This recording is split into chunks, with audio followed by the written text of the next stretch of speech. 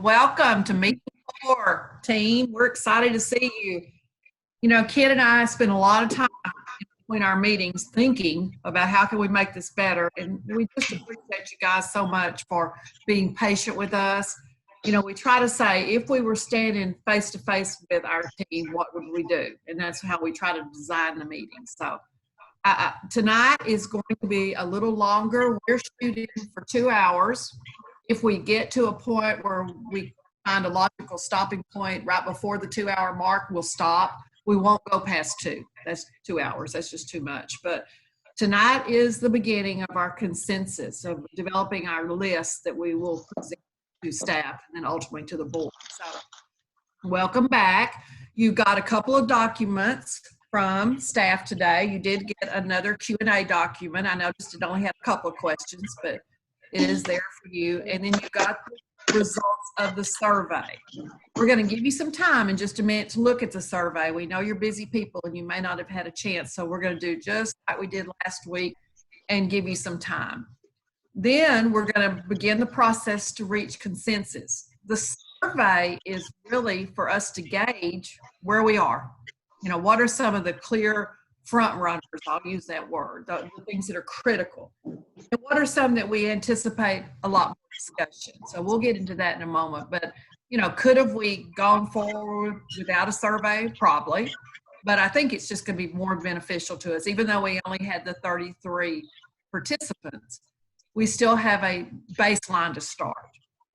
Then we'll talk about next steps. Kid and I are anticipating one more meeting for sure. We don't think we'll finish tonight. We could be wrong. I don't know, but we're going to go 2 hours and see how far we get. Ken, did I give anything out on getting started? No, Sherry, just I'll get to kind of my part in process. Okay. Get to that point, and that'll be after the review of the survey. Well, what we'd like for you to do is we want you to look at the survey. You got it this afternoon. We want you to take 15 minutes to glance at it, and then we'll have some time for questions. The questions and the discussion should be about the survey, not about the individual projects, because we're going to jump into individual projects. We're going to discuss those one by one by one. But if you have any general questions about the survey, then we'll have an opportunity for that. So at this point, at 7:05, let's reconvene at 7:20. I give you 15 minutes. Everybody on mute yourself and just enjoy looking at the survey.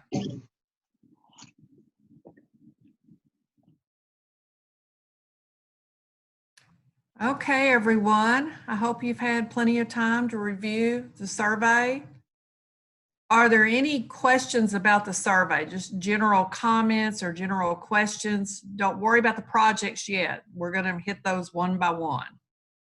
I know some of you were concerned that we only had 33 responses.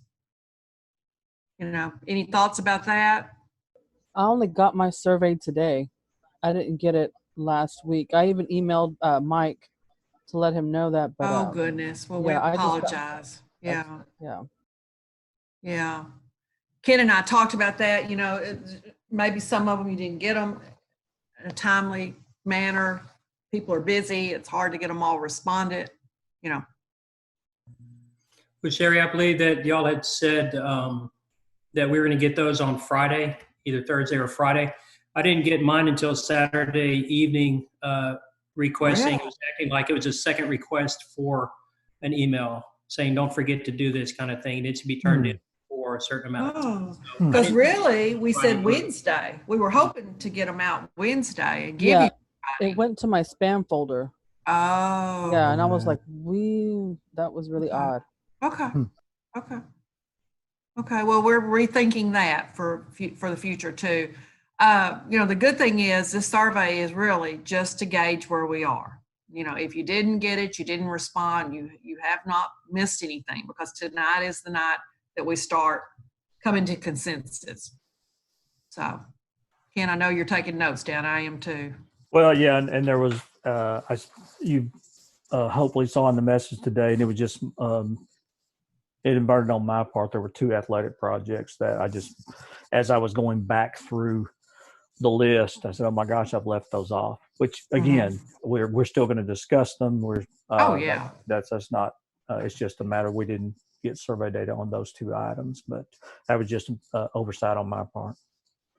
And I think Mike sent us an email where one of the things we labeled, we had the wrong elementary school. Yeah, I think we had labeled Travis, but it was actually Huggins. Yeah, So, we'll correct that when we we'll get correct there.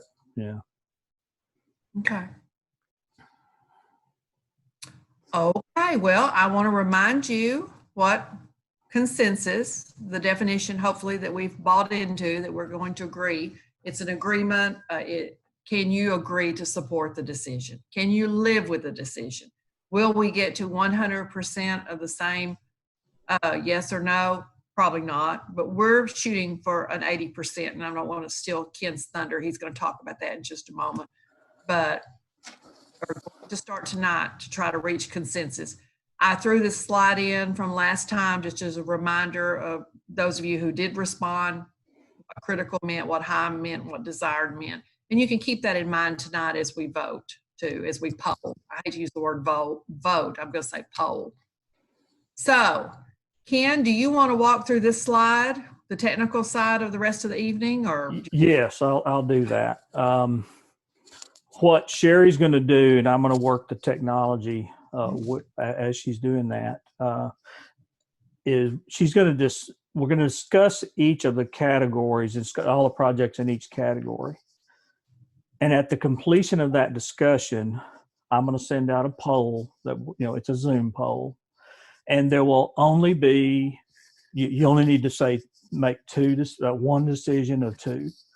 You either feel that the project needs to be considered in the recommendation, or table.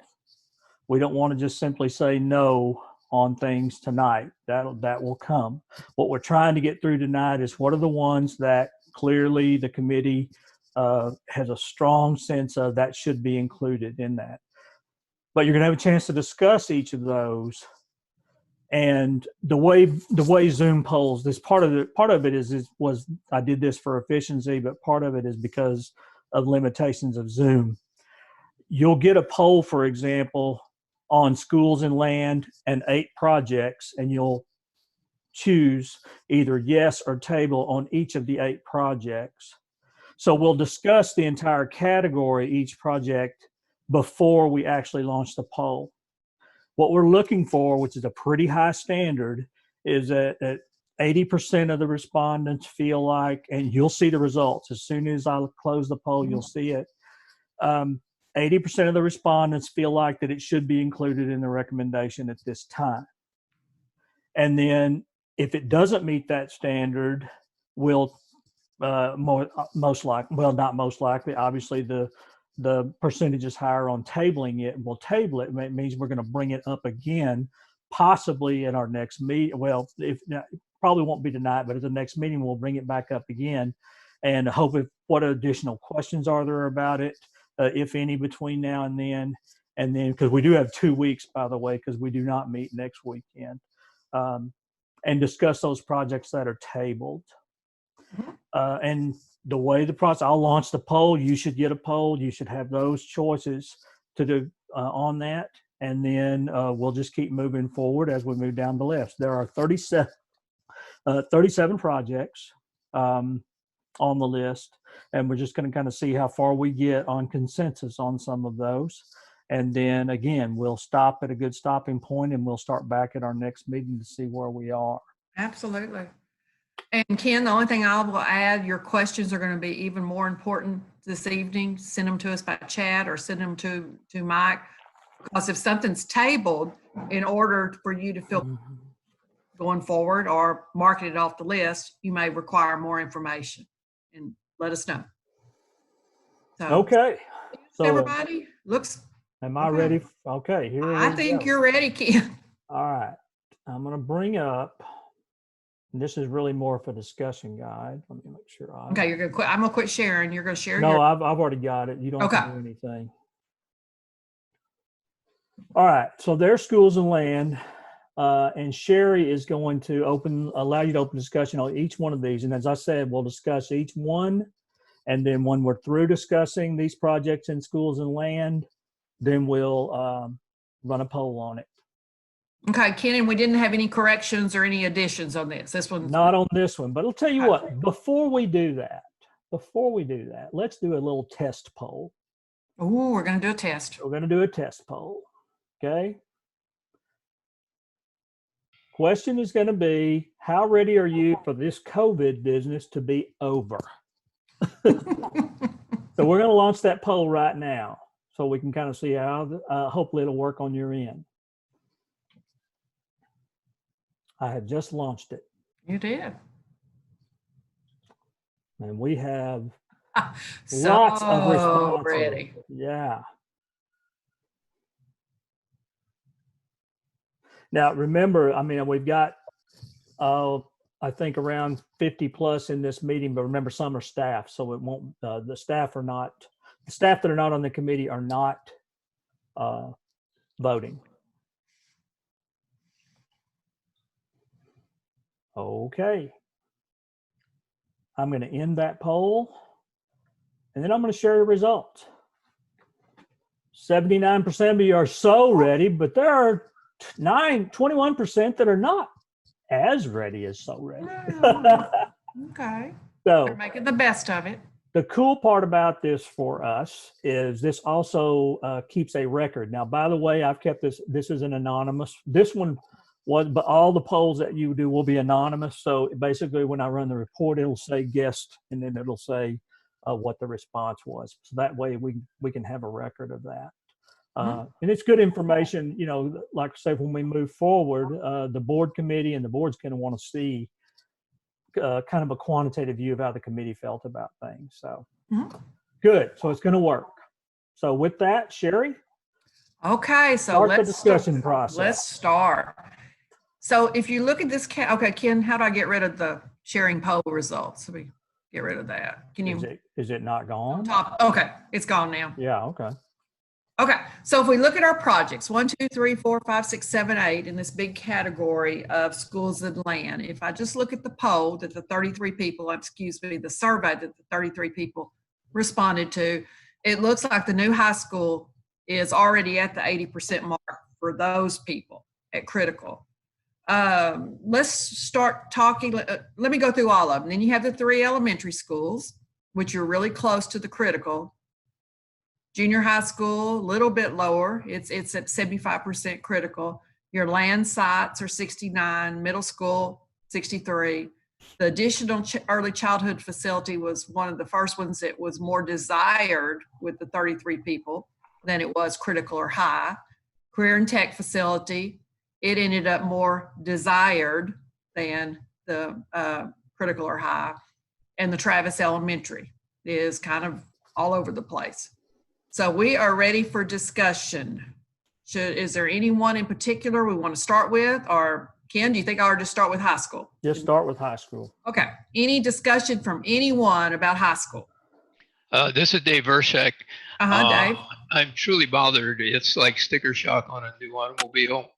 The high school in 2017 was 124 million.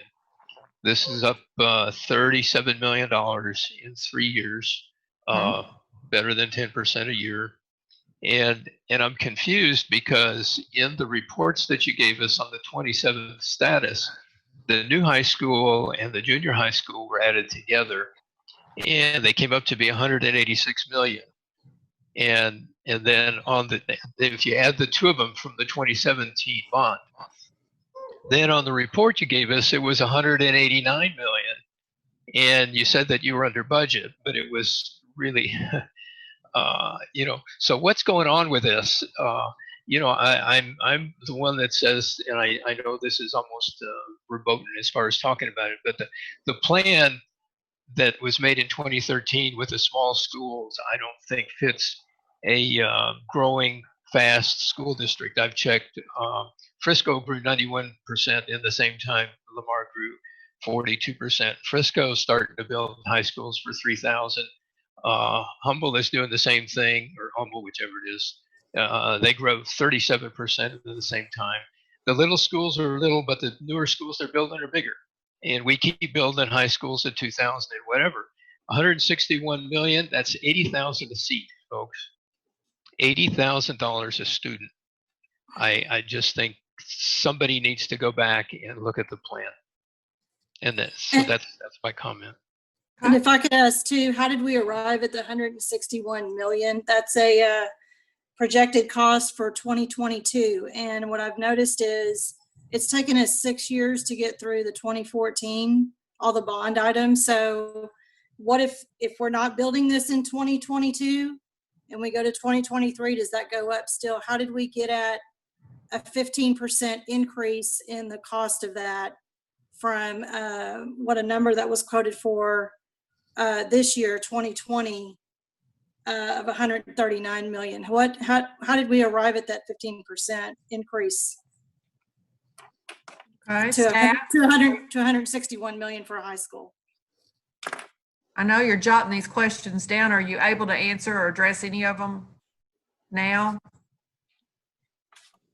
Who's here? Kevin? There's Yeah, Kevin. Rick Bland is from PBK. He's the one that helped us with deriving these numbers, and I would like for him to answer that because he's got all the data with him. Yes, hello everybody. This is Rick Bland, PBK, as Kevin mentioned. One of the things that we do when we study the construction cost of a project, it's very, very fortunate that we have a project that was bid just a few years ago, or bid just almost a year ago, little over a year ago, and then we add inflation. So when we project for future projects, if we have to project several years, we're projecting an inflation that is an unknown inflation quantity. When we have a project that was just bid, as in Randall and Wright Complex, we can project with much more accuracy. So what we did is we take those construction costs, which there's another discussion here about construction cost and project cost. So there is a construction cost that is a cost that goes to the contractor. There is also a total project cost that you see here tonight. That total project cost includes the furniture, the technology, geotechnical testing, surveys, material testings, all those kind of things are called soft cost. Soft cost is added to a construction cost. That's how you get to a total project cost. Sometimes there is a confusion between the comparison between a construction cost and a project cost. I don't think that's the case here. However, all we did was take the construction cost from the current project that's under construction and add inflation to get to the projected year of start of construction. The way we arrive at the projected year of start of construction is using the demographics studies that you've seen reports on in the earlier meetings of when you need a projected need for opening a high school or any other project. Then we work backwards for construction. So we literally took the construction costs from Randall Wright Complex and then inflated the appropriate years. Rick, is that your typical CPI? The rate of inflation is going to be 2 to 3%. Yeah, the rate of yes, ma'am. So the CPI and the rate of construction inflation, they don't always track. Sometimes they'll cross over each other. Sometimes CPI could be higher, and then it's very common for construction costs to spike higher than CPI. So they're not always a line on a graph that are tracking each other. Construction cost inflation is, we wish we had the crystal ball that could tell us exactly what it is. We have to do some guesstimation to a future inflation construction cost. We use historical data from the AGC, the Associated General Contractors. We also look at situations that we're in now with the COVID and what kind of impact could COVID had. We did that back with Harvey as well. What kind of impact did Harvey have on construction cost? The issue is with that is, while we all might assume that there is going to be an impact in a much, much lower inflation rate, we have not seen it yet. We've had several projects that bid within this last month, and what we expected to be a lower construction cost than budgeted.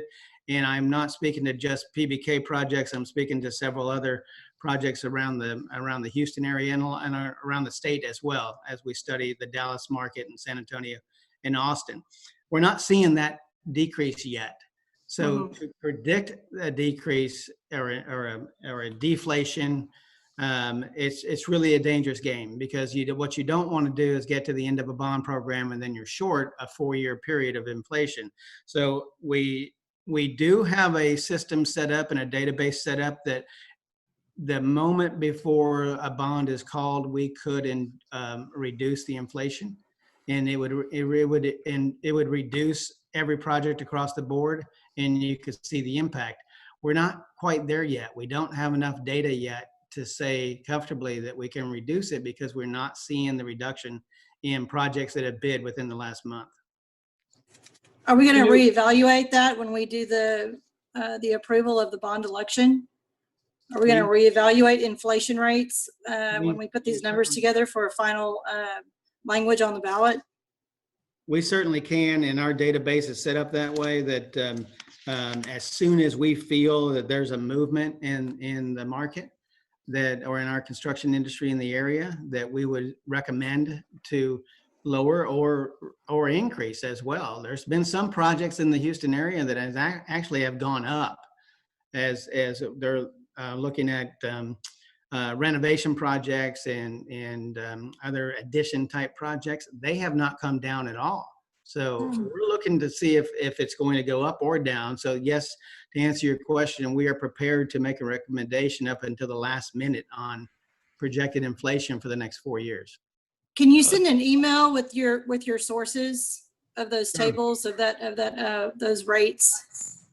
Sure. And now the sources are industry database and our database and looking at current projects. So there is not a source out there that says the projected inflation for the next year is X. That doesn't exist. So we have to take in several factors, including just our recent projects and other architects' recent projects in the area. And there's a little bit of guesswork that is involved with projecting an inflation, just like projecting the stock market. I have a question regarding the schools that are, and the cost of the construction, everything else. How much of it is engineering? For example, the 3 elementary schools, are we paying 3 times the engineering, or are these cookie cutter, same build, design 1, build 3? I look at the new Randall High School, based upon the engineering that was paid for to be able to build that one.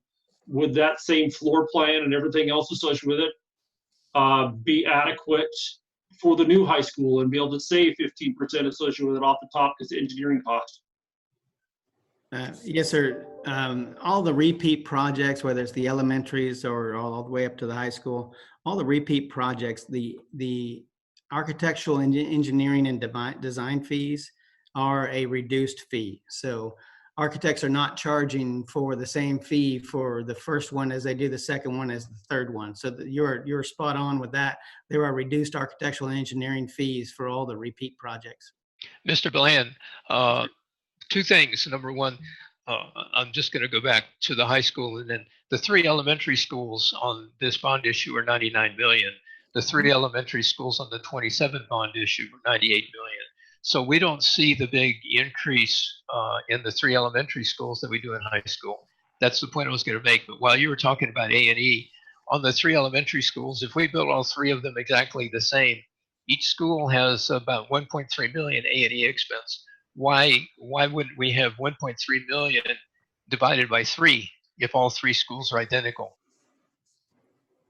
1.3 million divided by 3 on the elementary schools?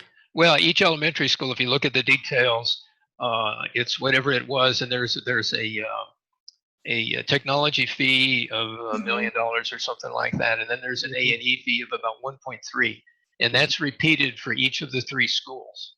Yes, so sir. My point would be, if the 3 schools are identical, as Mr. Sobel was asking, and you have the same architect and engineering, why wouldn't you have 1.3 million for 3 schools instead of what turns out to be 3.9 million for 3 schools? Oh, I see what you're saying. What you described earlier is a volume discount. Well, what it is the first model of the school, the first prototype, as architects call it, refer to it. The first prototype is the higher fee for all of the disciplines, and then the next prototype after that and everyone after that are a same reduced fee. The prototype for the elementaries was in the previous bond. So you're seeing the same fee for these schools because it's not being redesigned in this bond program. Well, I wonder why we're not, in the last bond program, they said that we were using a sort of a template for each school, that they were going to be identical, and about the only thing that was going to be different was generally the facade and perhaps an entrance because of the way the land is laid out or something, that they might have to make some changes. But here, each school is getting 1.3 million A&E and another like $1 million on technology, whatever that is. That was going to be my next question. So I'm still puzzled, I guess. So these 3 elementary schools are all new designs. No, they are repeat designs of the elementary school prototype that was in the previous bond. That was the first prototype for the elementary. But they still have 1.3 million each. In the previous bond, or are you referring to these 3? In this one, if you look at the detail. Yes, sir. Yes, sir. Yes, sir, because these 3 are repeat designs and they're all 3 the same. They are, if it was 6% on the original and then there's a 3% on the, all the next projects are repeats and same 3%. They do not keep reducing in fee if you build more of the projects. The benefit or the reduction is after the first project. Because Rick, the design would have occurred, but the administration of the project would be ongoing. That's why there's still money in there, correct? Well, yes, sir. There is still modifications. Every one of them, if you look at the elementaries and also Randall to Fulshire, those schools look entirely different from the outside. So there's a little bit of modification. We call the architects refer to it as modified repeats. So there are modifications. There are also program changes inside. If there's a program that wasn't working or there's a little bit of a adjustment that has to happen, that's part of the modified repeat. And then there is 2 years of construction administration that is exactly the same on a repeat project. What's going to be changed if we're in the middle of building one right now and we're going to build another one? What modification could actually happen between those 2? From the current Randall complex to the next complex? Yeah, we're not done with it yet. How can you have modifications of the next one? The modified repeats are referred to as the exterior image of the building. There's a sense of pride that we talk about there. You want a little bit of a different to the front door for the students and for the architecture. Not every one of these schools look identical, and they do in floor plan. However, also there may be program changes that we don't know about yet they could be unfunded mandates and changing the requirements of educational delivery. We don't know what it is yet. So those are part of the modified repeat fees. There's also site adaptation because every site is different. When we're going and looking for land and we put these schools, we do have to site adapt these facilities to the site that we purchased for them. You're buying big plots of land associated with it, and the only variable is the entrance of the facility associated with it. How much is forecasted for the feel good exterior having an individual school versus just what's down the road?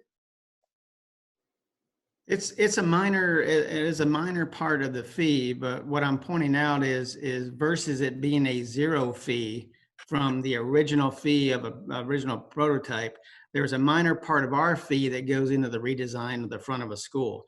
What I pointed out, and another gentleman pointed out also, is there's construction administration that has to happen. You have a contractor, you have to manage the funds, you have to manage all of the materials that go into these projects. They are not exactly the same over a 4-year period. If you have a repeat school, materials change. You have submittals, you have engineering submittals, things like that are part of this reduced fee that still has to be there. And what Kevin pointed out also is you buy a large parcel of land. Well, some of these projects, you don't know where the land is yet.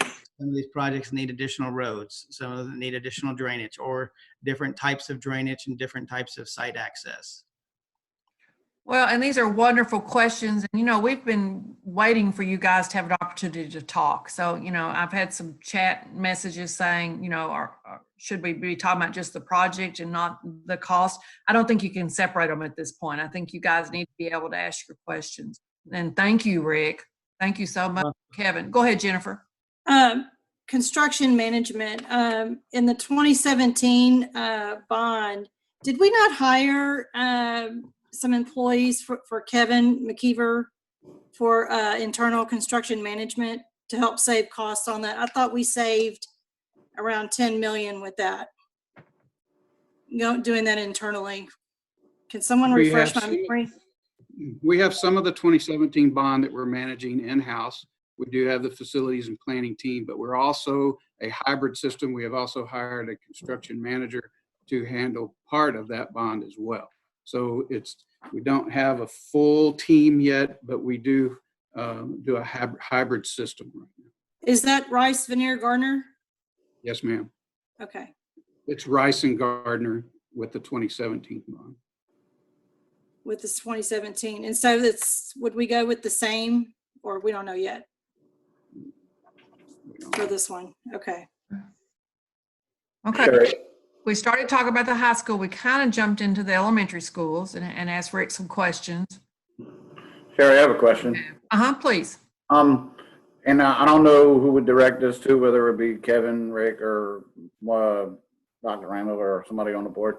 What I was wondering was, in the event that the master plan principles change and we start building, say, if we were, it's a big if, we were to change the master plan principles to accommodate for larger elementary schools instead of 750, say go to 1,000, 1,250 as other districts have, how would that affect these numbers, or would any master plan principles be retro to after these numbers were built out? That's a good question. Kevin, is that you, or is that Mike, or? So if the master plan principles change and go to a larger school? Yeah, would it change? I mean, do we change these numbers, or how do we, because that's what I'm wondering is, you know, because if we have the same facility or same buildings, cookie cutter buildings, well, and these estimates have been derived under the master plan principles that we are currently working under currently. That's correct. And it would change if we go from a 2,000 student school to a 3,200 student school. Yes, sir, that would change the number.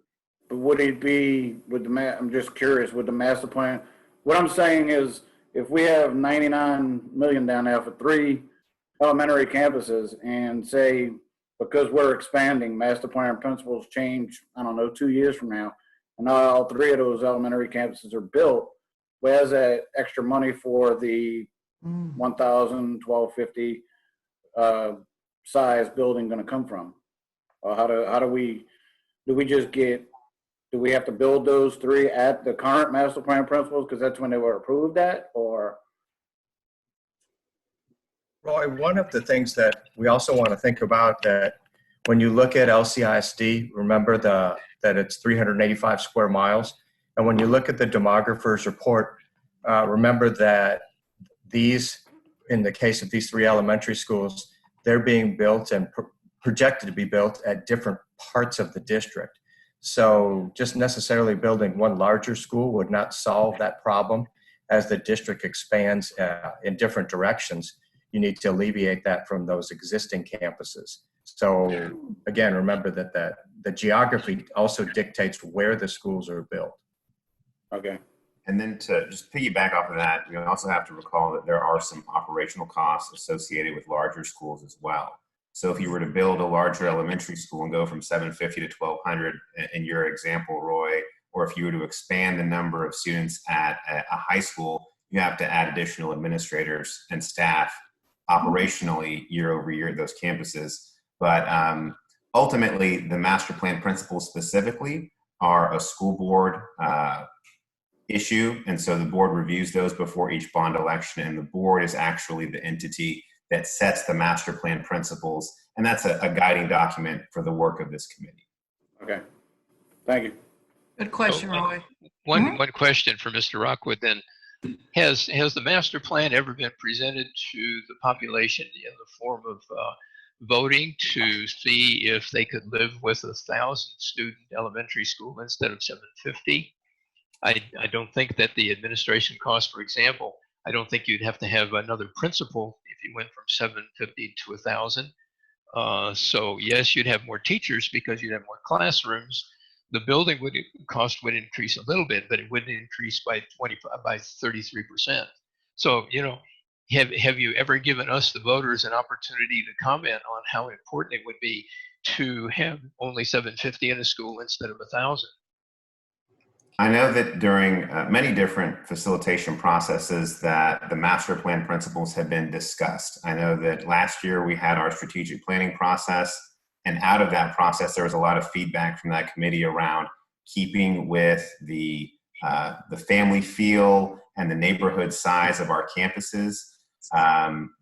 But every year, I think, well, before the bond elections in 2006, 11, 14, 17, the school board does see the master plan principles, and they have an opportunity to review those before they assign the charge to the Citizens Bond Advisory Committee.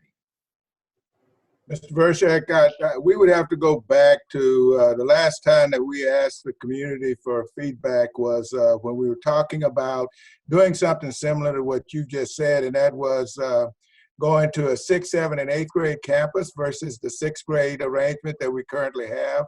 And the feedback on that survey was overwhelmingly that they preferred the 6th grade campus. That was the last one of where we got any actual feedback from the community that I can recall. Okay, thank you. I still, you know, you could still have a 6th grade and then a 7th and an 8th and a junior high, and you could increase the size of the others. My question would be, how many elementary schools right now have portable buildings? And they're, you know, it's in the numbers, and I didn't take the time to look at it, where there's more than 750 children in an elementary school. It's probably a very large number of them right now. Okay, committee, we've talked more or less about the high school, the elementaries. We've hit some on buildings in general. What about land? Any discussion on the land sites or anything on that list? Let me just throw it all out. We'll just kind of blend them together. Anything you want to discuss? Do the land sites include a potential site for the stadium and the event center? Or is that only for the schools? Kevin, do you know that? Or it would cover that as well. okay.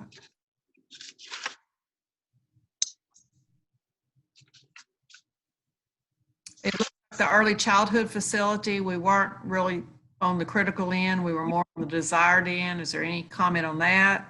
Yeah, that surprised me when I seen that. Is the land based upon the 2029 projection or just based upon, my question is, what's it based upon? Kevin, did you hear that? What's the land price based on the 20 demographic? Yeah, and what we're going by is what we're currently paying per square foot to what we're projecting it to be over the next 5 to 10 years. And what we don't have in that land site is the project that you had mentioned about an additional early childhood center. That was not projected in the land because that was not one of the projects that we had on the recommendation. So that was not included. Gotcha. That was one of the ones the committee added. Yes, ma'am. I guess my question was the 2029 projection based upon the 60,000 plus students forecasted to top us out at, is this all the land associated with it that's going to get us to that, or is this going to the first buy, or what this is? This is to cover the 3 elementary schools, the high school, the junior high, the stadium, and possible event center that we had in the recommendation, is to cover that land that we had in there. So if we do not put the event center in this bond, that land price would decrease on this bond? So the 35 million would cover the new event center? Yes, ma'am. Okay, so if we decide not to put the new event center on the ballot, then that land price could go down also on the ballot. It could go down a little bit. Yes, ma'am. Also for a stadium, was that in here too? Okay. Yes, ma'am. The one thing that I would mention about that as well is that I know that Mr. Sorbel mentioned the demographic report and how we should be at about 60,000 students by 2029. We do continually look for future land sites. So even though we're on a 3-year bond cycle to build campuses, we know, looking at the demographic report, we're going to need 10 plus elementary campuses. You know, those might be 5, 6, 7 years out. And it might be in a new development, say Johnson Development comes in and they start building something. We might know we're not going to need that right now, but we will need that perhaps in 7 years. And having the funds available in the land section, we can go ahead and make that happen right now before that price increases in the future or is no longer available. Right, and what I'm talking about is in prioritizing to get this to pass on the November ballot. If we need things like pipes and foundations and roofs and things like that of existing facilities, that needs to be a much higher priority than a future, something to purchase land 6 years from now. That could be on the next bond cycle. So my concern is with this whole economic situation that we're in, want to make sure that this bond passes. So that was why I brought that up. I think there was a little bit of confusion because I got 2 answers. One was that 35 million captures all the land associated with it that are currently projected on the screen. And then someone also, last person, I didn't see the name who was talking, said that this is also money for future lands. Just want to make sure, what's the right answer? No, I think that was just some additional information. This is Mike Rockwood, by the way. It was just clarifying that when we allocate money for land in bonds, we also have the opportunity to use that funding for land sites in the future. So you talked about the 60,000 students. And so it's more of, to Ms. Lane's point, where do you want the money to go? We could reduce that down, but it sounded like Mr. McKeever was saying that 35 million would account for the exact number of facilities here, and there's some flexibility there. Mm-hmm. Mike, this is Hope. I know in the 2017 bond, we had allocated 20 million for land purchase. Has all of that land been utilized? Is there any excess land that could be used for any of these projects that's on this 2019 bond? Because I know you said, go ahead. To answer your question is no, not all of it has been utilized, but we still have not purchased all the land that we need for the 2017 bond projects. So we're still using that land budget for those purchases that we're still looking at. Does that help, Hope? Somewhat. So, Mr. McKeever, that means that if there's 20 million from the 2017 bond and you spent 10 million, you have 10 million set aside for more land that you need, something like that. Yes, sir. Okay. So could that be allocated to what we're trying to achieve here in this bond? Well, and that's what I'm trying to get at is we're still purchasing land for the projects that we have not completed in the 2017 bond. We still have 2 more elementary schools. We still have some things. So I can't tell you how much that's going to be. And if there is any left, of course, it's going to be going for land purchases, similar to what Mr. Rockwood was talking about. We're going to look out for, if we have money in those budgets, that's what it's for, is to purchase land for future schools. I got you. Thank you. Staff, thank you. You are so informed. Okay, anything else on this list? You know, I think we added as a committee the early childhood facility, the career and tech, and then the last one, that new Travis Elementary, replace or combine with Ray. In the 2017 bond, Mr. Torres was very adamant in pursuing a CTE facility. One of the comments that he made was, yes, the various high schools and middle schools and whatever do have technology, technical skills training, welding and machining and others.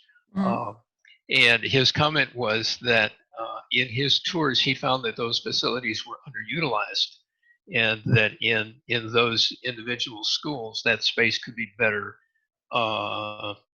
dedicated to something else, and you could concentrate and have probably a lower investment in facilities if you had your own CTE center, and increase the utilization of the equipment. That was Mr. Torres's main selling point in 2017. Yes. So I'm kind of disappointed. CTE is something that has been a big topic, and we always know that we need plumbers and we need electricians and we need all these other tradesmen.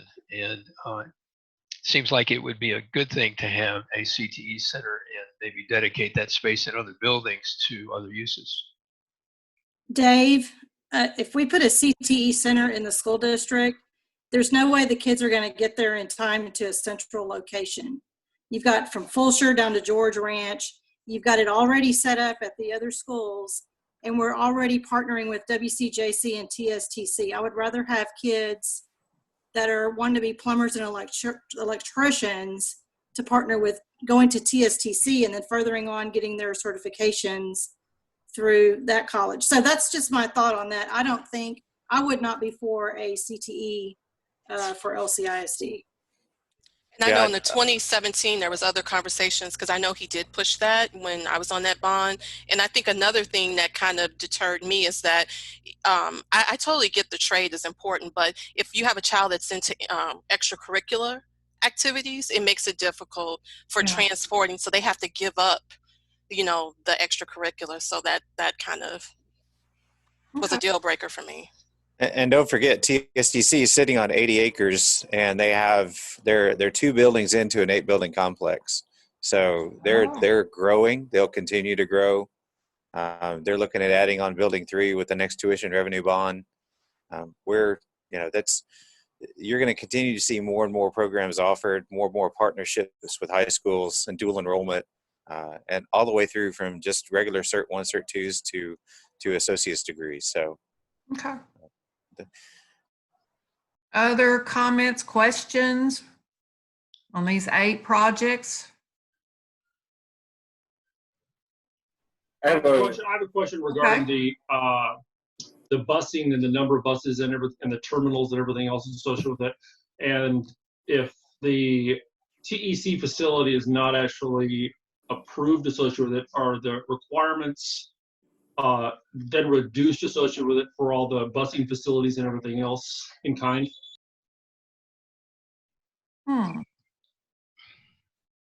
Kevin, what do you think about that one? Or is that a Rick, or is that a? Could you repeat that? I'm gonna have to ask him to repeat that. Yeah, could you repeat that question, please? Please, one more time. All right. So we in the discussions with the small groups, we talked, and it was brought up that there was a significant amount of shortage of buses, and we're also going to be on this current bond is a new terminal associated with it, with a bunch of buses to be purchased for a number. I don't know what it is. And it's coming up. And the CTE associated with it has a number of buses that would be associated and required to be able to be operating it, to be able to bus the kids back and forth to the central location. If the CTE building is not actually built, do the number of buses decrease and the footprint of that terminal? Well, remember that the CTE facility was not a part of the original bond projection. That was something that was added by the committee. So the number of buses that are in the projection is not based on a need of the CTE facility. So that number's pretty firm. If you recommend a CTE facility, it might change that number. In terms of buses, yeah, we do. We roll our oldest buses out when they get to a certain age and mileage. So there's a process there. It's like there comes a point when you retire your car when it's not very economical for it to run anymore. And then we also purchase additional buses for growth in the district. So that number of buses is based on those 2 things: the aging out of a certain part of our fleet and the growth of the fleet due to the growth of number of students in the district and additional routes that will be needed. Okay. Ken, are you still there? I am ready. I know you are. Let's do our poll. Let's see where we are. We've All had right, just to remind everyone, you're going to get, you're going to answer the question yes or table on all 8 of the projects that are on this list. yes or table. Here we go. Sherry. Yes, Jennifer. So on what the poll that we just took, it said a technology center. The one that was sent to you, yes, career Just now? Now, this one should be exactly the same as the one you've seen. Now, I'm looking at the poll. It says Career and Technology Center. Do you not see it, Jennifer? Slide it down. Okay. Is that the same as the, okay. Yeah, it's the same. It's a CTE. Yeah, we're sorry. Yeah, it's the same. Yeah. Everything should match the survey that you responded to.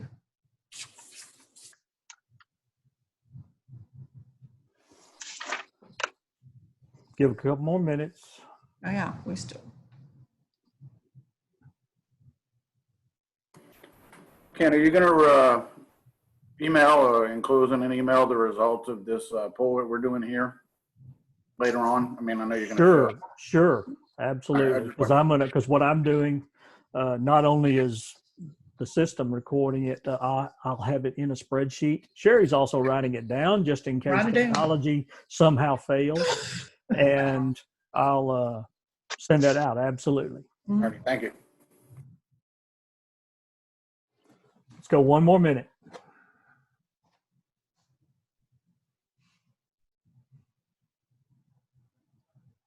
I don't see a poll on my end.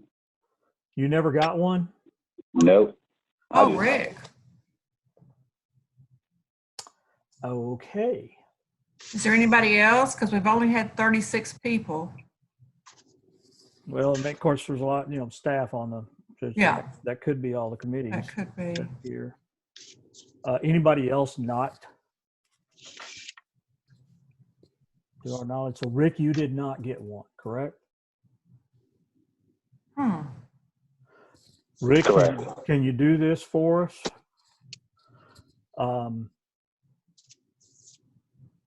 You can see the list on the screen, right? Yes. Can you shoot me I want to give you my telephone number. Can you shoot me a text with your selections? Sure. You can just number 1 through 8. Yeah, we'll just go just number 1 through 8 and put yes or put Y or T by each Y or one. T. Okay. We'll go low tech. Remember, we would be in front of you.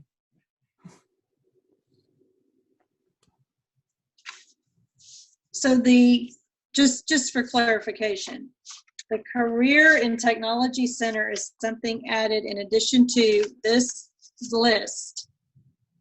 It's okay, because we have you added. It is what was added by one of the groups in the committee. Okay. Yes. At our second meeting. Yeah. Because we have the stadium, and then we have another like a multi-purpose event facility. So 3 big things. Okay. Yeah. That you'll see in a moment. Yeah. I got it. We haven't gotten there yet. Yeah. Thank you. Okay. I'm going to end the poll and share the results, and we'll see what we've got. Have you got Rick's back yet, Ken?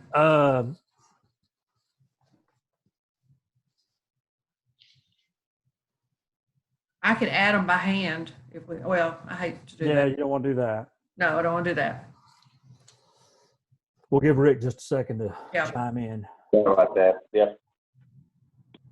I just texted my phone number.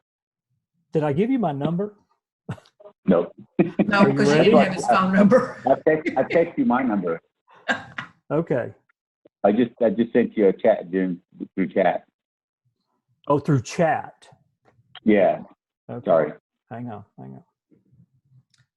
Gang, that's why we said we're going as far as we can tonight, and then we'll go as far as we can in 2 weeks. We're not going to rush this process.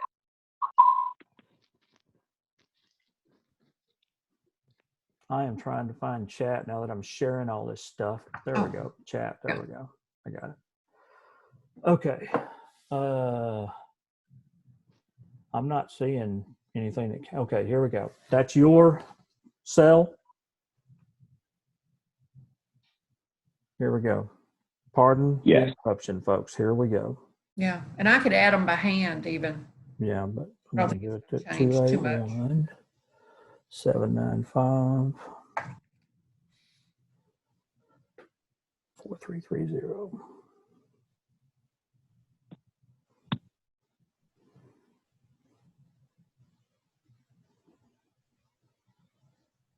Get it? Yes, sir. How we hear it. There we go.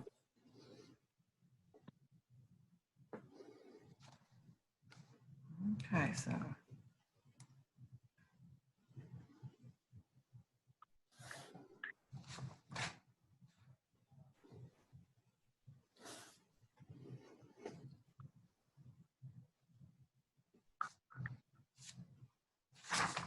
And this is good, Rick, because I can add it to the report. That way we can make sure everyone was accounted for.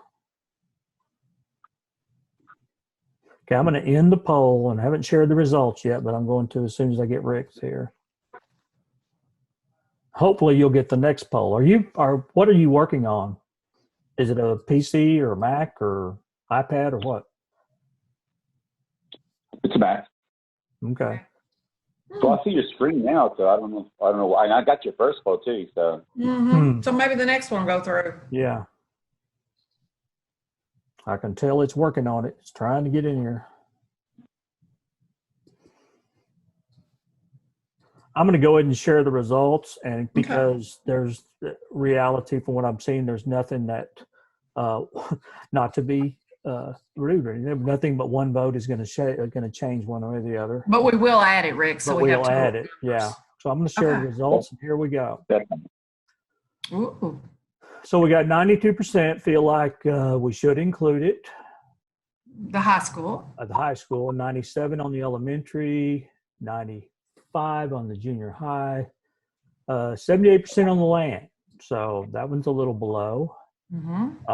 89 on the middle school, 30%, and 14 on the career tech, and 35. So going from the top, I think we can clearly say there's a strong desire for the high school to move forward in this initial recommendation. The elementary schools, junior high school, a little below on land side. So I suggest we table that. Suggest we table discussion. Okay. Clearly on middle school, at 89% is what we're seeing. So I'm going to go over to my spreadsheet and tally those results. Okay, there's 3 more, Ken. And I know you already said this, but how many people is taking this poll? It looks like about 38, I think. So we've evidently got some committee members missing, probably. Thank you. Okay, thank you. Yeah. So middle school is okay. The childhood center, we only had 30%. So we're tabling that. I have a question about the early childhood development. Yeah. On that, where is that proposed and where's the proposed location? And is that like a Head Start program, or what exactly is the Early Childhood Development Center? It came from our committee. So can you remember group 1, 2, 3, 4, 5, or 6 who added it? And we can ask the leader of the group to help us. It was group 2. We had talked about the new initiatives that are coming from the commissioner and TEA with the early childhood requirements for literacy, and just making more of a aligned center, just like Seguin is currently. And we discussed the probability of it being something that would be great for our district, making sure that we're addressing the needs of early childhood. We talked a little bit about location, and I think one of the things that came up is where would it be placed, and are we currently addressing that on our elementary campuses already? was a question, but we went on and put it on the list. So Got you. Does that? Okay. Okay. I'm going to stop sharing. And yeah, go back. Jennifer, your question? So we just voted on Travis Elementary to, okay, Table. we didn't even talk about that.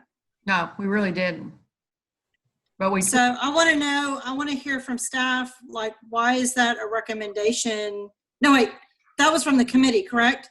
Yes. Okay, so let's, from the committee members in that group, what is the reasoning behind wanting to replace the whole school? I would like to go back to the early childhood development too when you're done with that. Whenever. Okay. Yeah. I'm sorry. Well, let me remind the group that we tabled those, which means we are going to discuss them again. Okay, thank you. Okay. You know, Jennifer, as you're asking that question, I think the ones we tabled that came from our committee, we need the leaders to be prepared, just like Katrina did, to discuss it, especially next week. So if you're one of the groups that did the Replace Travis Elementary Career Tech Center and additional early childhood center, be prepared to help us. Now, I'm not saying we're cutting it down right now, but we're going to circle back on anything that we put table. Well, just the process of this, we talked about high schools, elementaries, and the junior high.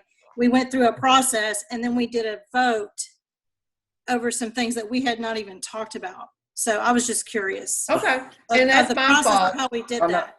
In her defense, she did open it up to everybody, but I did have a question, and this is maybe staff can do a clarification on this. I know we're going to talk about it later on, but I'm sitting here looking at, you know, at 78% for land sites. Yeah. And if we don't have any money in there to buy land, I think that's kind of like I kind of feel it's almost like a given, because if we don't have money to buy land, where we're going to build the facilities that we're sitting here saying that we need. And you know what, Roy, Ken and I really debated about that 80% mark. We thought 75. We just, you know. That's why I asked how many people are in it, because depending on how many people are in it, I mean, if you have 60 people, you could probably do 80%. But if you only have 30 or 40 of them participating, well, 80% gets to be a lot more skewed. And I'm thinking if we're not going to have the full, how many people are on a committee total? I think it's 68. 60 something. Yeah. Yeah. So if we only have, say, half the people, I think 80%, because at this point, I think I personally, and it's just speaking for me, out of 1.0% of the committee, if whatever I am, but land sites does no good to cut that out, because I mean, where are we going to build a $161 million high school if we don't have land to build it on? Committee, can you live with including land in our moving forward? We're so close. You know, right now it's consensus is the new high school, the 3 elementaries, the junior high, the middle school. Those are on Ken's spreadsheet moving forward. Can you put land on that too, or do you want to discuss it again next month? Next month. Well, what will be next month? I'm all for putting it on. I'm wondering, and Ken, Ken and Chair, I'm not trying to run your meeting, but I'm wondering if maybe we should send a poll out to say maybe instead of 80, maybe 70 or 75% if we're going to have less participants into the whole discussion of it. You mean does it matter that the high school, because I look at the new high school associated with that cost, I would assume that meant the land it's built on as well. Is there a way to be able to roll the land into the proposed line items that are associated with these, or does it need to be separate? No, I would vote to have that. I would vote to have that separate. Kevin, I think you were going to say something. The land cost needs to be separate because, and Jill Ludwig may be able to help me with this as well, but when you sell your bonds, they usually break it up into 2 or 3 different sales, and you need to have that land in an earlier sale so that you can buy the land for the future projects. And so it needs to be separate. Ken, I thought you and I talked about we can't go back and do another poll without losing this one. No, we can. I just wonder if we did another land poll. If we could do this, I mean, I Mhm. kind of like the suggestion of get the committee's opinion on the consensus rate. Mhm. And I've already set one up. So Okay. let's just see what the committee thinks. I don't think there's any harm in doing it this way. Okay, so we're not going to lose this. We've got some clear. No. But what So Ken's the poll that's coming out is really the committee's idea of consensus, considering our numbers right now. I think that's a good point. So it's 75 or 80%. Those are your two choices. I'm sorry, what did you say the total number of respondents were? 37. 37? 37. 37. Okay, I'm trying to calculate that. Yeah. So how many, if everybody was in attendance and voting, how many would we have? Should be 60. 60, okay. 60 or 62. Mhm.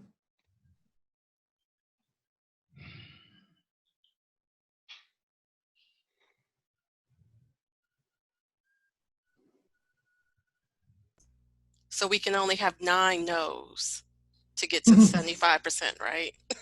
Dang, that's good, Hope.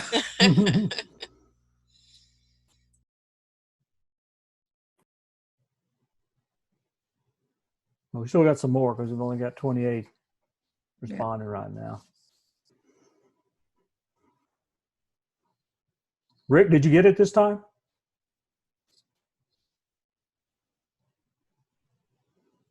Mm.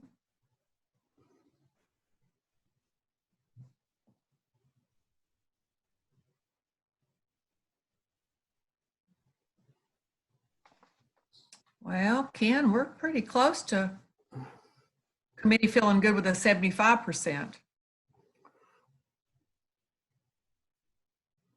Got about 2 or 3 more voters. Okay. So we need 75% approval to get the 75%. Oh, no. Well said, David. Well said. Feel like the legislature. Yeah.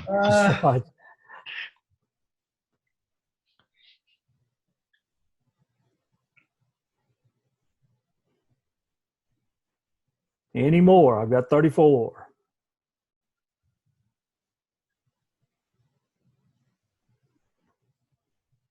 All right, I don't think one or two Okay, going to change so it we're much. adding Here we land. go. in Share your results. spreadsheet. We can do it.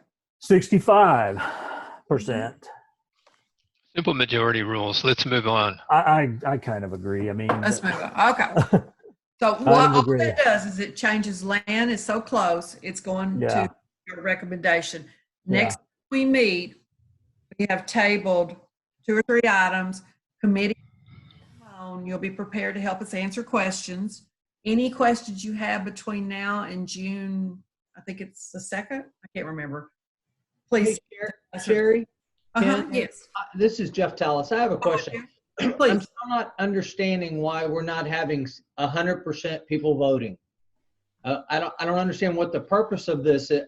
I understand a few outliers or technology here and there, but I don't understand the point of all this if A, we don't have people participating in the beginning, and B, if the technology is not allowing us otherwise, we walk away from this and someone is probably going to say, well, only 35 people voted on the committee anyway for that 80%. So I'd like to address the issue of lack of participation, even if it's due to technology. No, I agree, Jeff. So can we have a total? How many people are in the Zoom meeting tonight? 6?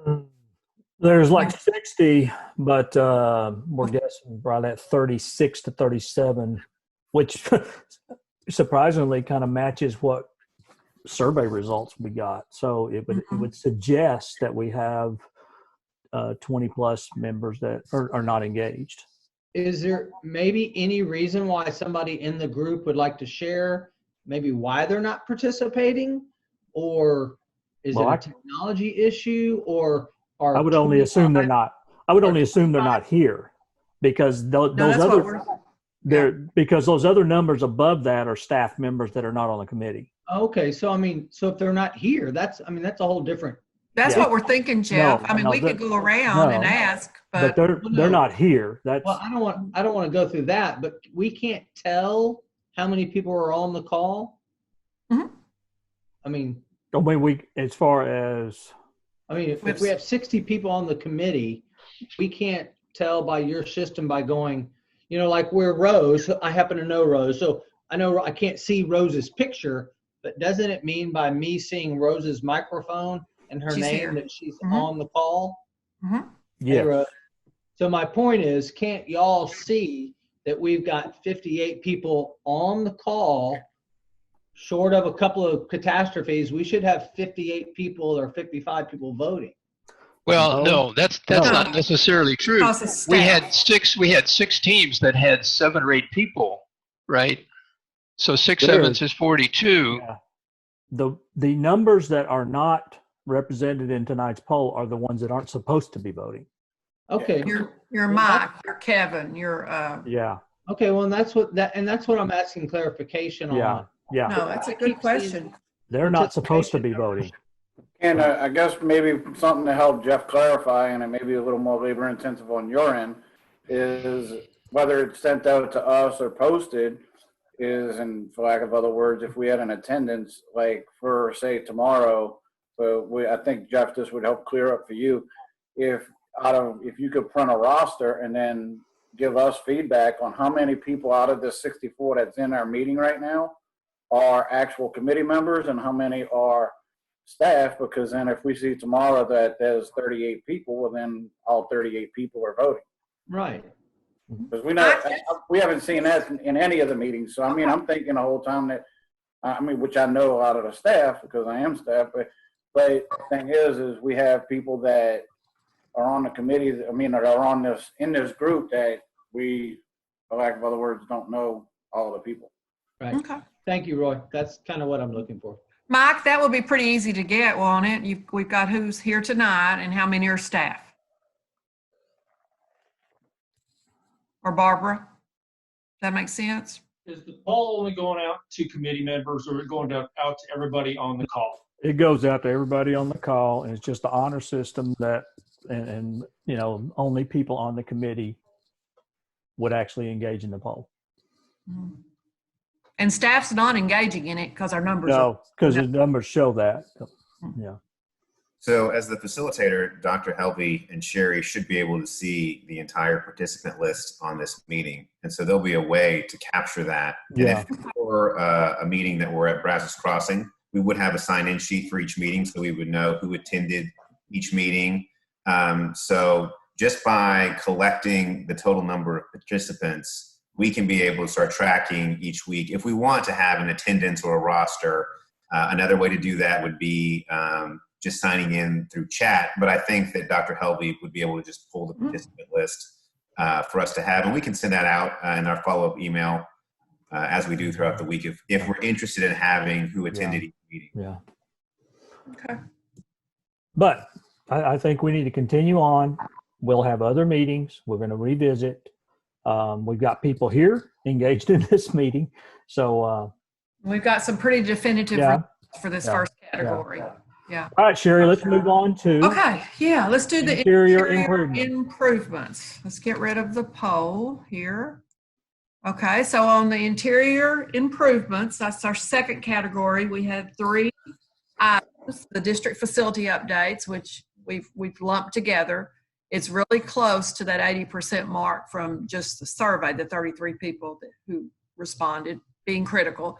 You've got the library expansion at Travis. Now, that one was added as committee, right? That was added from committee.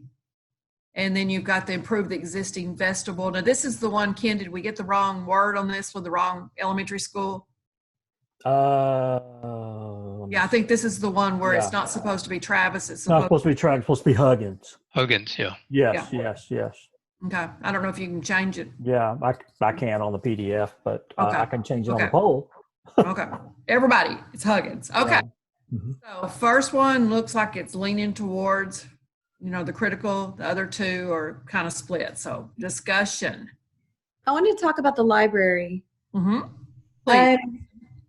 you know, from what I understood, and I don't think everyone was in our small group to hear the discussion, there is some space that is not being utilized right now at Travis Elementary. And what they're asking for is that space to get repurposed so that it can serve the kids. And I think libraries are pretty significant to education. So I just want to know if we can have a little more discussion around that, because I was surprised to see those results. Was that your committee, Kristen, that added it? I guess it was. Yes, ma'am, it was. Group, okay. Questions, comments?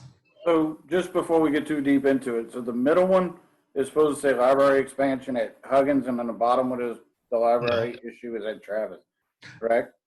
No, it's the opposite. The middle one is correct as is, Travis. It's the last Okay, that should say Huggins. All right, I'm just making sure. No, you're good. Well, the cost seems extremely high considering the way we were told about what needed to happen. We were told that some walls did indeed need to get moved because there's a workspace there that isn't being utilized, and that they wanted to expand the shelves for the books so that they could house more books.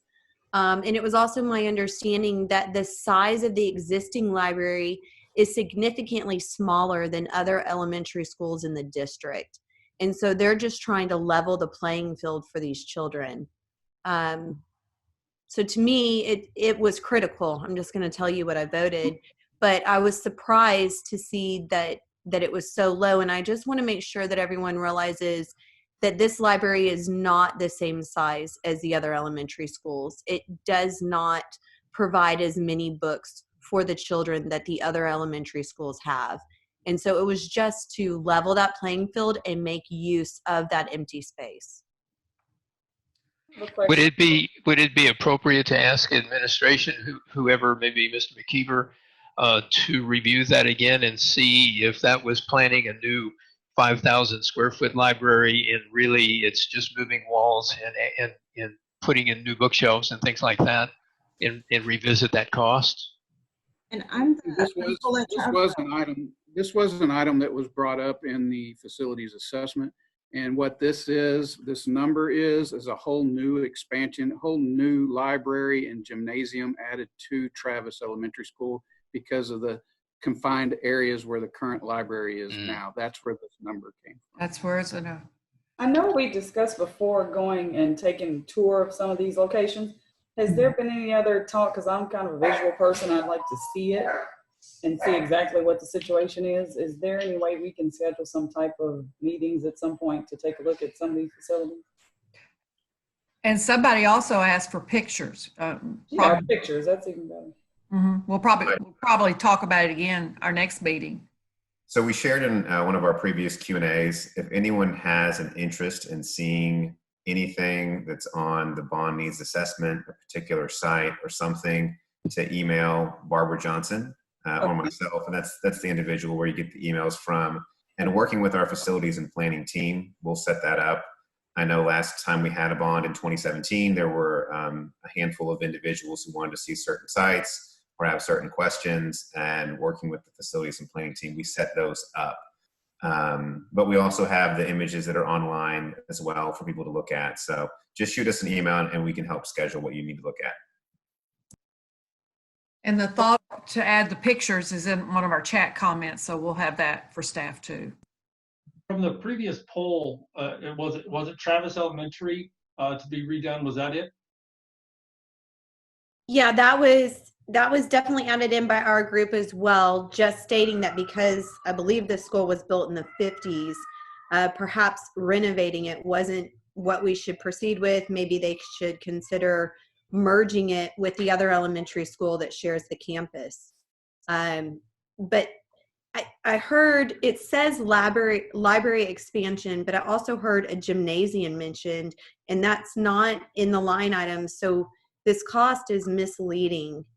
I'm just really concerned about the way this one was broken out and the way it appears versus what was actually requested. And then I was in that committee as well. I'm the principal at Travis, and my This was just expanding the current space that we have, because that was something that we had looked at last school year. And then when the facilities assessment was done, that was something that, you know, I brought to their attention as well. Not necessarily creating an entire new library, but looking at our existing space, because there is an area that is just a wall of offices that if we could even remove that part, it would expand our library and give us a little bit more space and room for shelving and things like that. So when we talked about it in our committee, my main focus was the library expansion, not necessarily a new school or anything like that, but just expand the current space that we had at Travis, just to make the library a little bit larger so that we could get more books and more seating and things like that within our library. So Kevin, that would change the numbers then, if in another direction? Yes, ma'am, it will change the numbers, but what we also have to look at is it's not going to bring that library up to speed what it should be, even by taking out those offices that she's talking about. And we did have the architects and engineers look at this facility, and if you turn the library, the current gym into the library and then add the gym someplace else, then you start looking at equity in the sizes of the libraries where they need to be. And that's what that number is all about. Okay. But that number is so prohibitive, and so you're just saying that there's just no point in a small project taking place. Like, if it wasn't a library, if we weren't talking about books here, I wouldn't be as concerned, but it's books for children that are in elementary school learning to read, which builds the foundation for their entire education. Can I add one item to this, or one description to this? What Kevin said, that this was not a committee added item. This was from the assessment, and there were multiple issues that were identified during the assessment. One was the gymnasium was not proper size, as well as the library as far as being not proper size. So the scope of work that's been identified is actually a new gymnasium addition, and then repurpose the existing gymnasium into the library and a few other support spaces, and then the library renovation into music components that are also deficient on this campus. So there's a couple other items to this description that include the library, gymnasium, as well as music renovation, existing library into music. Okay, I'm confused because our committee only called out one very specific request, and it was limited to the library and simply expanding it into those existing office spaces. That was all we were asking for on our subcommittee team 6. Yeah, we didn't discuss all the different areas like the gym, the music. We were just talking about making the existing space bigger. So Rick, are you saying we left out the committee? Or are you saying this? No, Sherry, I can answer that. The problem, there's no problem there. We can go back and just get a price to remove those offices. That's fine. What we were saying is that we did identify some of these things in the facilities assessment. And that's where. But to her point, I think it is misleading, because looking at this, I'm saying 5.5 just for a library. I think that's why you got the results that we got, because I think if it had said we're going to do this in addition to this, in addition to this, then it would justify the cost. Okay. And it probably would have yielded a different result. Okay. So my question, I would like to say, if I could get the library in the gym and the gym in another space, I would love that for my campus as well. But same way, when I was looking at it, I thought this was just talking about the library. I got you. That is something we need for sure. But as the subcommittee, we were just talking about the library, not all the others. But if we could get those, I would definitely be for it. Right. And it broken out with that additional information, just as it was just said, so that the cost is justified. Makes sense. So Kevin, my question is, go ahead, Shannon. Yeah, my question is, so in the previous poll, we talked about not building a new Travis Elementary and not combining it with Ray Elementary. So the question becomes, given all the things that Travis Elementary needs, do we need to go back and revisit that? I mean, we're talking about a library and a gym and a music room just to bring it up to equity with the other elementary schools. one. No, we are going to revisit that. It absolutely is going to be revisited. That's why, yeah. Because I mean, that's kind of where, yeah. Going to the I would- demographics and the population support, increasing either the size of Ray Elementary and utilizing Travis as a different type of space, or rebuilding Travis, because I between these two items, I couldn't figure out which was the priority. Was it renovation, or was it, do we need to start from scratch? And that's where I think the confusion on my part is having those two broken out in that way. It didn't seem to be very clear what we really needed to do, what the need was. So that's I'd suggest this, Ken, suggest, I'm going to make an assumption this one will probably be tabled. And we'll bring it back the next time with that additional information that breaks this down appropriately to where you can make an informed decision on it. Can I ask? Go ahead. I'm sorry. No, that's great. The question that I have is, it's a huge, is this the only circumstance where we've run into that on the poll? Because I'll tell you, I was part of the subcommittee that came with this library expansion. And when I saw the price on it, it was hard for me to pay for it. And so I'm all for it, that the 5.5 threw me. And I'm wondering if this is the only occurrence of that in this set of polling information, where something that was put on the poll, on the list of maybes, was combined with something else, so it's misleading in terms of what the costs are. And it very well could be. I can't say that it's not, but that's why what you did, critical, high, and desired, was just for us to get a baseline.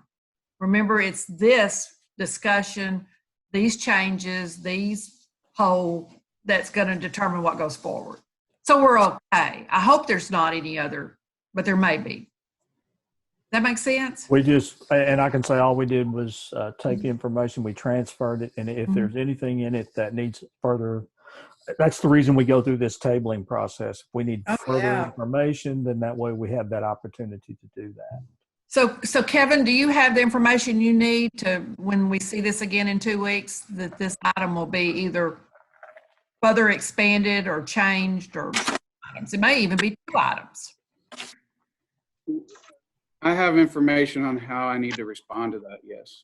Thank you, Kevin. Okay, so we know the second one's going to be tabled. We're going to get more information. We're going to talk about it. It's going to be on the poll, but it's tabled. We know it's going to be tabled. So. The third one now, remember, is not Travis. Is Huggins. So any discussion on that one? That one came from a committee, from a small group. My understanding, this is Dave Vershek, in the other schools, they have controlled entry, and students do not have to walk through, let's say, the entry after the vestibule, where maybe you come up to a desk, like my granddaughter's in one of the Fort Bend schools. And so you come into an anteroom area, and the doors, 2 doors on either side, are locked. Now, they said that they can't make that same arrangement at Huggins.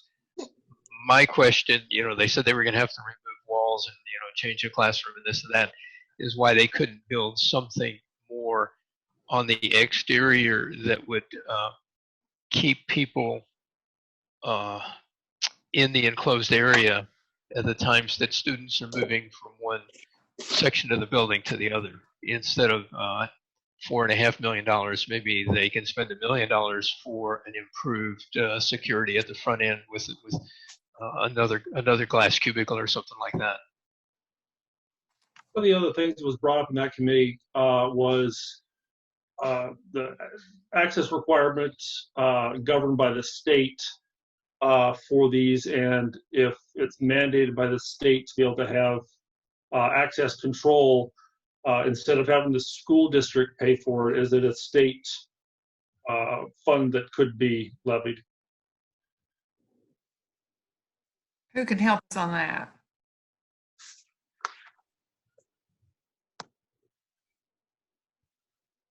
Staff, anything? Any comments? answers? Kevin or Chris, can you speak to Yes, I can. This is Chris from operations. When the administration at Huggins shared a concern, we went out and looked at that, the entry area, and one of the things that we're looking at that we decided to use as a pilot program at Huggins was it's a video buzzer system where any visitor is screened prior to coming in, and they have to, and you are correct, there is student access that crosses in front there in that hallway. And what they were asking was that they had some way to limit the free flow of visitors coming into the building. We put in that camera buzzer system where then the receptionist has to buzz the person in and knows that someone is a building before they head into the administrative area.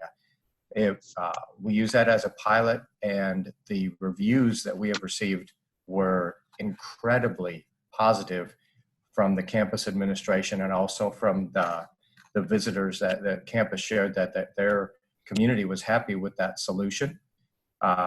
So we feel really good about that. In fact, we're looking at doing that at some other campuses that, while they're all configured a little different, they do have some of those challenges. So we felt like in doing that controlled access system, we had assisted administration with keeping those students safe. Does that only minimize the access towards the classrooms, but then if you turn right, you go into the lunchrooms? You would come in, you actually go left to the cafeteria, or you go right to the classrooms, or straight ahead to the administrative area. Yeah, the topic that was brought up in the committee was that whoever walks into the building, the foyer associated with it, can either walk up to the window, administrative window, and be buzzed into where the classrooms are, which is a secure access and managed just appropriately apparently right now. But then if you look across the foyer is the open door to the lunchroom where the kids, and there's no access control. I think that was the desire associated with it, was to take it a step back so it wouldn't have free flow no matter which way you turned.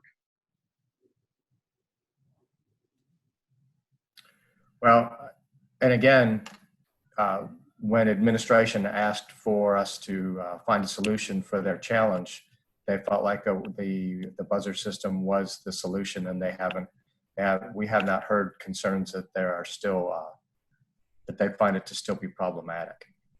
And Chris, both of those doors, when you walk into the foyer, you turn to the right to go to the classroom. It is an access controlled door. And if you turn to the left to go into the cafeteria, it is also an access controlled door. That's correct.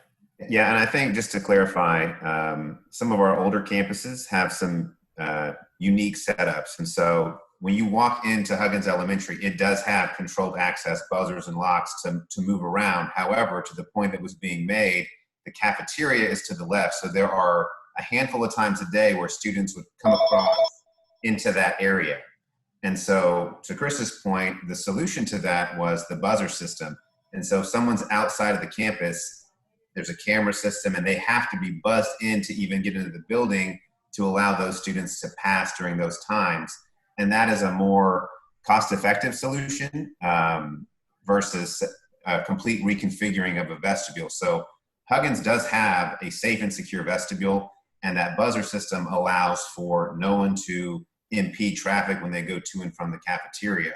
And this item was added by the committee, and it would just require completely changing how that looks. Just wanted to be clear that there is a secure vestibule there. It's just different than a more traditional campus.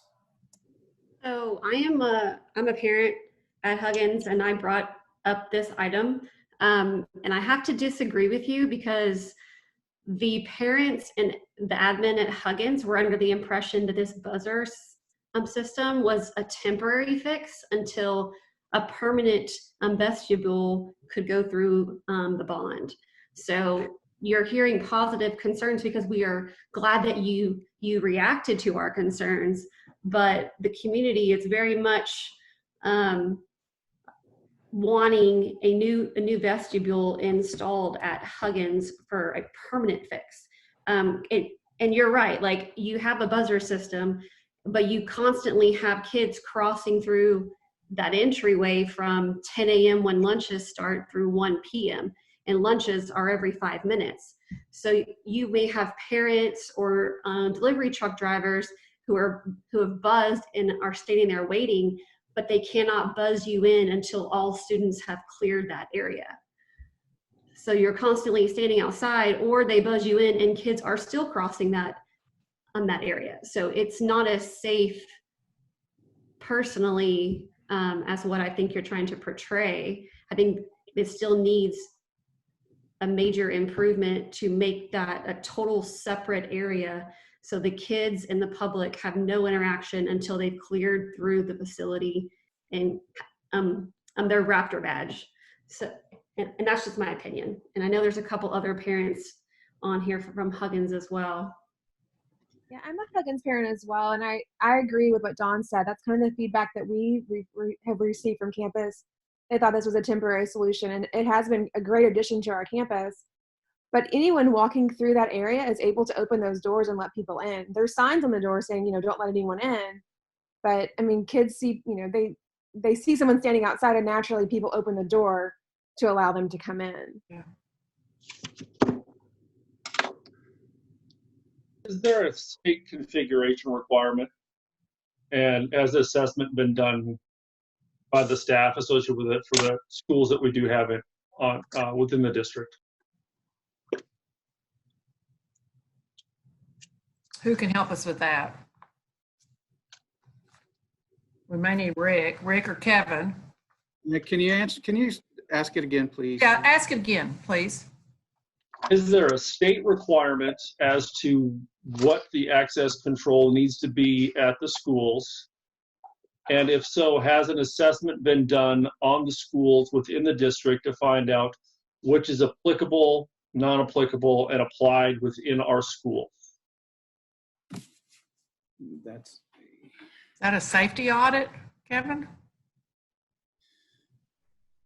We can get that information for everyone. If it sounds like you're trying to get just an overall update on all of our vestibule. Mm-hmm. I know this was brought up for Huggins.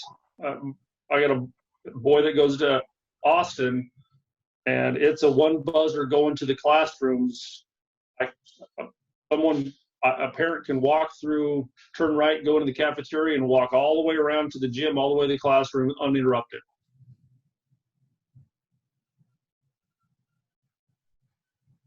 Okay, Mike, I know you or Barbara wrote that down, because that'll be some info that we'll share the next time around. This is Rose Pickens. I was just going to say that we may want to do a total assessment. So all of the campuses that got retrofitted with the new buzzer system. So I'm thinking about Taylor Ray, Bowie, and Jackson all have those issues where you can enter, and it's not even on a buzzer system like Huggins is. It's literally anyone from outside can enter through the front entrance, and you're now in an open area. Now, there are buzzers that go down to the classroom or into the library or over to the other hallway leading to the cafeteria, or at Taylor Ray, it goes into the cafeteria. But it is that area that's right there. So if we can look at all of the campuses and see what those needs would be, and if we can, maybe take the step to the buzzer system at the campuses that don't currently have it in the meantime, I think that would be great. And this is Sarah Blackard. This past year, my son goes to Huggins, and I went to the first meeting with, I think it was Alex Hunt and the principal, and they said that in the future, as part of the bond, there was going to be a vestibule put in. And so I came up with the idea in the meantime for the buzzer system. So I'm the one that actually started that email chain and came up with that idea. So I think that's why the buzzer system is not at other elementary schools, because that was my idea for Huggins in particular. So I was kind of shocked by the 4.5 million. I think maybe there needs to be some photos taken so everyone can actually understand what we're talking about maybe. Let's just table this one too, because I think staff needs some time to research your questions, photos, things like that. I am aware of the time. So Ken, we haven't talked a lot about the updates, but that is everything that was listed in the assessment, right? Presented by staff. This wasn't anything we added. Let's try to Let's get see if we can knock this through one. interior improvements, and then we will start back up. Yeah. With Do some ending exterior things. when we come back next Yeah. time. So have you got the poll ready for? Well, I do, but yeah. Oh, huh? Yes, I do. Oh, I'm sorry. I think we're ready. We're gonna table this library expansion in the vestibule regardless. Even though I think your poll results will reflect that. I do too. You're so smart. He's so smart.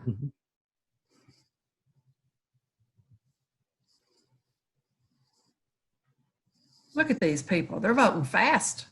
They're good. It's bedtime. We're looking at the answer on the screen. It's already 78.79. Yeah. There you go. Okay, well. That doesn't always align. Sometimes price point makes a difference. Yeah. All right. I think we're good enough. Got clearly our results. So we have knocked out several things. Ken's gonna Definitely table, or yes, table. Table. And Ken's gonna start a spreadsheet of the one at this point we feel comfortable with making the recommendation to go forward. When we come back in 2 weeks, we will probably go into the categories, and then we'll go back and we'll address the ones we've tabled. We'll figure it out, we promise. We may need another meeting after that. We just don't know. Possible. Yeah, that's okay. That's okay. That's why Mike scheduled like 7 or 8 meetings. Great discussion. And continue. We will get all the chat questions copied and share, but continue to send any questions that you have. You've also had the question about participants. We will copy the participants and make sure we'll count how many are literally part of the committee and how many are staff. What else have we left out? We just appreciate you so much. We know this was a longer meeting, and the next 1 or 2 will be longer too, but we're making progress. But we'll be able to start right in. We won't have to. Yeah, we will. Start right in. A lot of preliminaries. We can jump right in. So.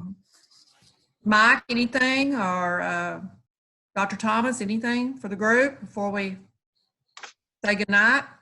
Nope, I don't have anything. Thank you all for your patience and your work. And also, we checked. It might have been an issue with the survey going into a spam file. So if anyone's not getting any of the emails from Barbara, just let us know, and we'll follow up on that. Okay. Well, we will see you in a couple of weeks. Stay in touch if you need anything. We appreciate it. Ken, we've been recording. We got it. Got it. Thank you. Good night. Good night, everybody. Bye, y'all. Good night, everybody. Thank you. Mm-hmm.